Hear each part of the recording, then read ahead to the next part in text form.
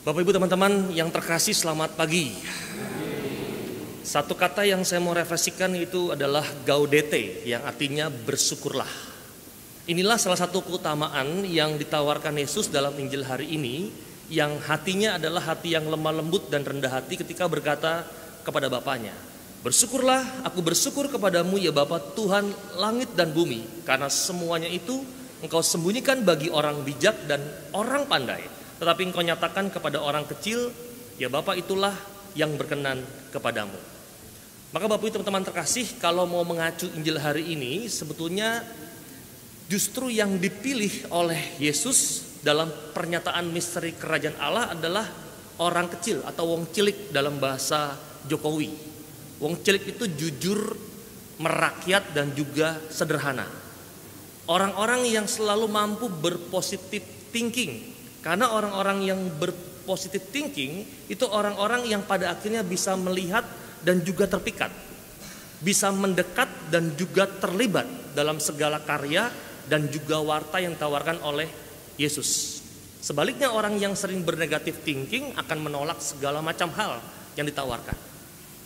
Bahkan orang-orang yang tidak usah dalam kerangka karya, bahkan melihat orang yang bernegatif thinking itu dalam kerangka melihat dari jauh udah males, orang ini lagi, akan menghindar. Maka orang kecil yang dilukiskan adalah orang-orang yang jujur, yang merakyat dan sederhana. Sedangkan sebaliknya orang yang merasa bijak dan pandai, yang kerap diwakilkan dalam figur kaum Farisi dan ahli Taurat, malahan orang-orang atau status yang seringkali hadir sebagai orang-orang yang mudah meremehkan dan juga menganggap jelek orang lain, sehingga sulit rendah hati dalam menerima pernyataan tentang kerajaan Allah. Di poin pertama saya mau melukiskan ternyata Yesus tidak melihat yang namanya fisik belaka, bahwa orang yang bertato itu jelek, bahwa para pelayan itu nggak boleh rambutnya pirang, nggak boleh bibirnya mencong-mencong, gereja itu nggak boleh pakai rok mini, boleh tapi di depan, jangan di belakang gitu ya. You can see gitu. Artinya yang ditekankan itu adalah hati yang baik, bukan fisik belaka. Kalau fisik belaka hancur semua. Bahkan dia mengatakan bahwa ternyata yang dilukiskan olehnya bukan orang-orang yang berstatus tinggi, para pelayan yang aktif di gereja, tetapi hatinya adalah hati yang mudah meremehkan dan mencap jelek orang lain. Artinya Yesus melihat bahwa ternyata ada dari zaman dulu bahkan sampai hari ini di tempat kita semoga gak ada tipikal-tipikal status seperti ini. Maka dilukiskan lagi bahwa aku bersyukur. Maka perasaan syukurnya dalam pertama dilukiskan bahwa ternyata yang dilihat adalah hatinya, bukan tampilan luarnya. Saya pernah mengotak-atik kata hati. Hadirkan Allah yang mencintai, tinya tingkatkan iman yang mengampuni. Maka orang yang punya hati adalah selalu menghadirkan Allah yang mencintai dan meningkatkan iman yang mengampuni. Itu orang yang punya hati. Maka Allah hari ini dilukiskan sebagai Allah Yesus yang lemah lembut dan rendah hati. Itu poin pertama. Nah, poin kedua saya menemukan begini. Bapak Ibu teman-teman, ada dua hal yang seringkali dalam refleksi saya yang membuat kita itu sulit untuk bersyukur. Saya menemukan yang pertama adalah ternyata kita sering itu memfokuskan diri pada apa yang kita inginkan, bukan pada apa yang sudah kita miliki. Katakanlah kita telah memiliki sebuah rumah, kendaraan, pekerjaan tetap, dan juga pasangan yang terbaik. Tapi kok merasa masih kurang. Pikiran kita dipenuhi dengan berbagai macam target dan juga yang namanya keinginan. Kita begitu mudah terobsesi oleh rumah yang lebih besar dan indah. Kita terobsesi dengan mobil yang lebih mewah dari apa yang dimiliki sekarang, serta pekerjaan-pekerjaan yang mendatangkan lebih banyak uang. Kalau dalam bahasa Doraemon, dalam lagunya begini, aku ingin begini, aku ingin begitu, ingin ini, ingin itu banyak sekali. Semua dapat dikabulkan dengan kantong ajaib. Aku ingin terbang bebas. Apa?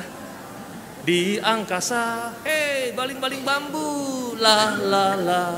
Aku sayang sekali, what? Doraemon. Itu ragu refleksi loh.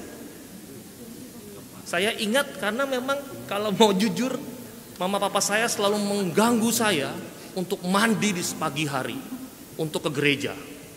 Padahal Doraemonnya itu belum mulai. Kami masih duduk diam nunggu Doraemon dan orang tua berisik, "Ayo mas, ayo dek mandi ke gereja." Maka lagu itu terngiang-ngiang, aku ingin begini, aku ingin begitu.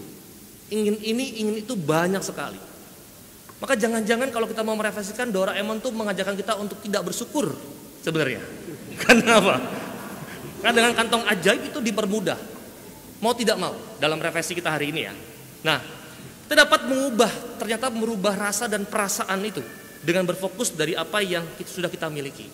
Maka saya teringat bahasa seorang psikolog Jerman, Maria Kallen, itu mengatakan begini. Jika kita tidak punya sesuatu, jika kita tidak punya apa-apa yang kita cintai, maka cintailah apa yang kita punyai. Saya ulang ya. Jika kita tidak punya apa-apa yang kita cintai, maka cintailah apa-apa yang kita punyai. Maka kamusnya sama ketika kamus dalam hidup berumah tangga atau dalam memilih pilihan hidup. Sebelum memutuskan seseorang menikah atau menjadi seorang imam, orang akan mudah untuk memilih sesuatu apa yang dicintainya. Tetapi rumus ini akan berubah ketika orang sudah menikah atau menetapkan jalan hidupnya sebagai seorang imam. Bukan lagi memilih untuk apa yang dicintainya, tetapi ketika sudah memilih jalan ini, kamusnya berubah. Mencintai apa yang telah dipilihnya. Paham gak nih? Paham ya? Ini perputaran kata saja nih. Dulu Anda bisa memilih untuk mencintai siapa, untuk mencintai apa.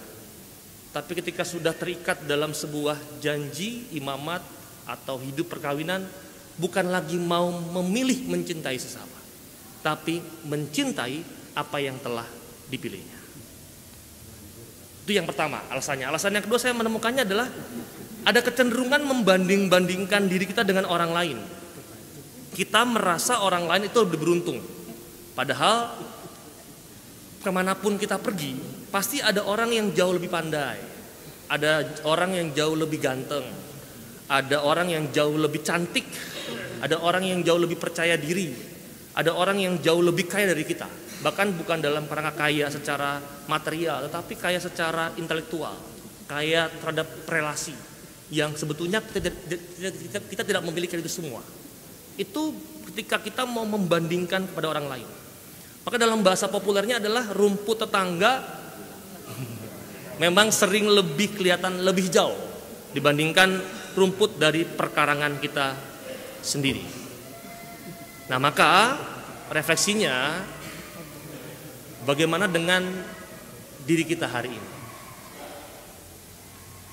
Semoga kita tidak sibuk membandingkan diri dengan orang lain sampai mata hati kita tertutup, tetapi kita sibuk untuk senantiasa selalu mensyukuri. Itu saja hari ini, supaya nggak pusing-pusing lagi refleksinya hari ini. Dua hal, yang pertama tadi, Tuhan yang punya hati tidak melihat secara fisik. Anda gondrong, Anda pirang, Anda belangsatan, Anda punya status sosial, pelayanan yang tinggi, tapi tidak punya hati yang tadi, yang jujur, merakyat dan sederhana, yang selalu berpositif thinking. Karena orang yang negatif pasti udah tidak mungkin menerima. Kan ada sebuah pepatah mengatakan kan begini ya, engkau dinilai orang lain tergantung siapa dirimu sebetulnya. Kalau orang lain mau menilai kamu jelek, ya memang sebuah tampakan dalam diri orang tersebut yang kamusnya adalah melihat orang lain jelek. Maka jangan pernah takut dinilai orang lain, tapi takutlah ketika kita tidak mempunyai kualitas yang baik itu. Berbeda ya, takut terhadap penilaian orang lain itu berbeda takut dengan kualitas yang dimiliki kita yang kurang baik, itu beda lagi. Maka hari ini mari kita berjuang punya hati yang baik, yang punya status yang baik, dilengkapi dengan talenta. Mari berjuang untuk mencerminkan dan menampakkan yang baik. Yang kedua, mari kita mampu mensyukuri.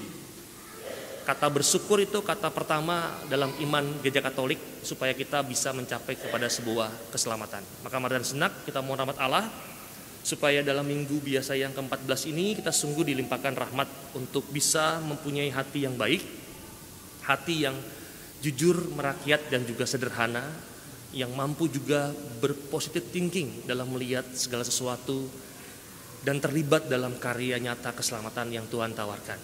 Dan yang kedua, kita memohon rahmat supaya kita mempunyai rahmat iman untuk dapat mensyukuri segala sesuatu yang telah Tuhan berikan kepada kita.